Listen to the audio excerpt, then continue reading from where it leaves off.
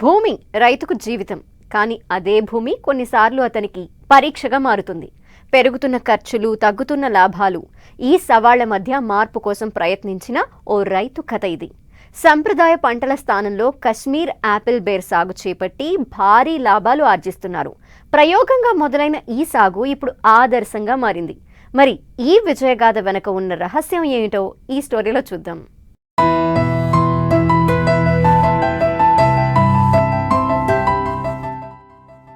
సంప్రదాయ పంటలతో లాభాలు రాక ఇబ్బంది పడుతున్న రైతులు కొత్త పంటల సాగుకు మొగ్గు చూపుతున్నారు.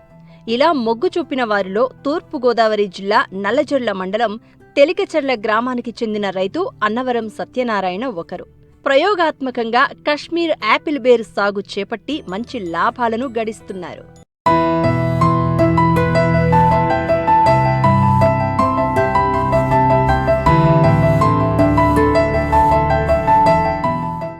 రైతు సత్యనారాయణ తనకున్న 8 ఎకరాల్లో సంప్రదాయ పంటలైన వరి, మొక్కజొన్న, చెరకు, కూరగాయలు లాంటి పంటలు సాగు చేస్తూ ఉండేవారు. అయితే ఖర్చులు పెరగడం, లాభాలు తగ్గిపోవడం వల్ల కొత్త మార్గాలను అన్వేషించారు. అప్పుడే ఆయన దృష్టిలో పడింది కశ్మీర్ యాపిల్ బేర్. ఈ క్రమంలో 2022 మార్చిలో ప్రయోగాత్మకంగా కశ్మీర్ యాపిల్ బేర్ మొక్కలను 1 ఎకరంలో నాటారు. అయితే నాటిన 10 నెలలకే పంట దిగుబడి రావడం ప్రారంభమైంది. పంట కోత పూర్తయ్యాక రైతు మొక్కను భూమి నుండి 1 అడుగు ఎత్తు వరకు నరికివేశారు. అలా ప్రూనింగ్ చేసిన 10 నెలల్లోనే మళ్లీ పంట సిద్ధమవుతుంది. ఇలా ప్రతి సంవత్సరం పద్ధతిగా ప్రూనింగ్ చేస్తూ వరుసగా పంటలను పొందుతున్నారు. ప్రస్తుతం 4వ పంట కోత దశలో ఉంది. మొదటిసారి ఎకరాకు సుమారు 2 లక్షల పెట్టుబడి పెట్టినా మొదటి పంటలోనే పెట్టుబడితో పాటు ₹1,00,000 నికర లాభం వచ్చింది. తర్వాతి ఏడాది నుండి పెట్టుబడి తక్కువగా ఉండగా నికర ఆదాయం మాత్రం 2.5 లక్షల వరకు పెరిగింది. ఇలా లాభాలు బాగా రావడంతో ఈ ఏడాది మరో 2 ఎకరాల్లో యాపిల్ బేర్ సాగు విస్తరించారు. ఈ రైతు విజయాన్ని చూసి అదే గ్రామానికి చెందిన మరికొందరు రైతులు కూడా సుమారు 20 ఎకరాల్లో ఈ పంట సాగు చేపట్టారు. మేము యాపిల్ బేర్ సాగు 4 సంవత్సరాల నుంచి చేస్తున్నామండి. ఇది జాగ్రత్తగా చేసుకునే వాళ్ళకి బాగుంటుందండి, రైతు సోదరులకి.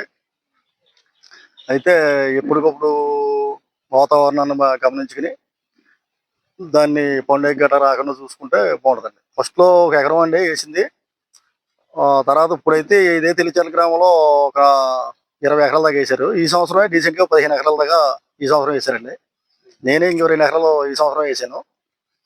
ఎకరానికి వచ్చి ఒక 10 టన్నుల దాకా వద్దండి. ఇది ఎకరానికి 400 నుంచి 450 మొక్కల వరకు పడతాయండి. మొక్కలు వచ్చి ప్రకృతి నర్సరీ అండి, జంగారెడ్డిగూడెం. దీనికి పక్షులు, గబ్బిలాలు పెడితే ఎక్కువ ఉంటుంది కాపు మీద. అలాగే గెళ్ళపోతుకుని వల్ల వేసుకుని వాటిని రాకుండా చూసుకోవాలి. తర్వాత కాయ తయారీ వచ్చేటికి పండుగ ఎక్కువ వస్తుంటుంది. ఆ పండుగకి సరైన టైంలో సరైన మందులు పెట్టుకోవాలండి. మొక్క మేము మార్చి నెలలో వేసామండి. మార్చిలో మొక్క వేస్తే కొంచెం ఇంచుమించు మళ్ళీ జనవరికి 10 నెలల్లో కటింగ్ వచ్చింది. క్రాప్ అయిపోయిన తర్వాత మొదలు ఒక 1/2 గజం ఉంచి 1 అడుగు ఎత్తులో మొత్తం నరికేస్తామండి. ఇది నరికేసి ఆ వచ్చిన పిలకల్లో 2-3 మంచి ఉంచుతామండి.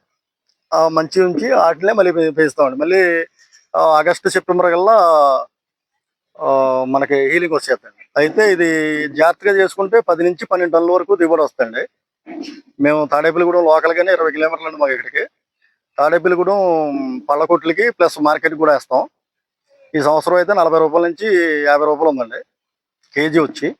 10 టన్నులు అంటే కొంచెం ఇంచుమించు 4.5 లక్షలు ఆదాయం వస్తుంది. 4.5 లక్షల్లో 2 లక్షలు ఖర్చు అయినా సరే 2 లక్షలన్నర ఆదాయం దగ్గర దిగడుతుంది, మిగులుతుంది.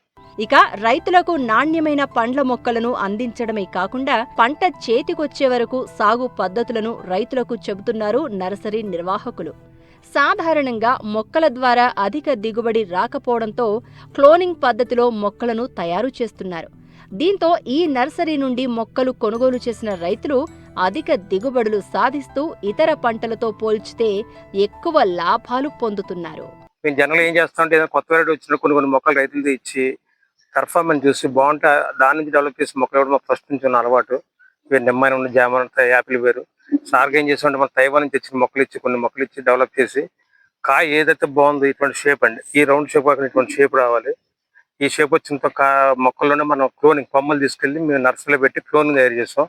ఒక మొక్క దగ్గర మనకు 100 రోజులు పడుతుంది. ఇది క్లోనింగ్ మొక్క గొప్పతనం ఏంటంటే కింద నుంచి రూట్ స్టాక్ రాదండి. మళ్ళీ జనరల్గా ఏం చేస్తారు, కింద మొక్కలు అంటు కడతారు. ఆ రూట్ స్టాక్ వచ్చి రైతులకు ఇబ్బంది, దిగుబడి కూడా తగ్గుతుంది టైం తీపోతే.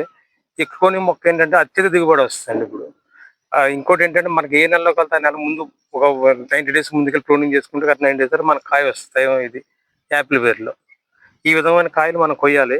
కొత్తగా ఏం చేస్తుంటే పోయిన కాయలు ఉంటాయి. అంటే ఎంత పెద్ద రైతైనా కూడా కూలీల ఇబ్బంది వల్ల కొన్ని పండి కింద పడిపోతుంటాయి. ఇవి కూడా కొత్తగా డ్రై చేసే ప్రాసెస్ మొదలెట్టాం. నీరు తక్కువ ఉన్న రైతు కూడా ఈ తోట వేసుకోవచ్చు. ఎందుకంటే ఒక బోరు 2 అంగుళాల బోరు మీద 10 ఎకరాలు సర్వీస్ చేసుకోవచ్చు. అంటే ఇక్కడ వాటర్ సైకిల్ ఫ్లడ్ వాటర్ కలిసి డ్రిప్లు వేసుకుంటే గంటకు వచ్చి 8 లీటర్లు వచ్చి డ్రిప్ కానీ వేసుకుంటే మనకి వారానికి ఒక్క తడి పెట్టుకున్నా సరిపోద్ది. Dry area, especially dry area మాత్రం ఈ పంట చాలా చాలా మంచి పంట. ఇది రైతు అంతవరకు కూడా శ్రద్ధ ఉండాలి సార్.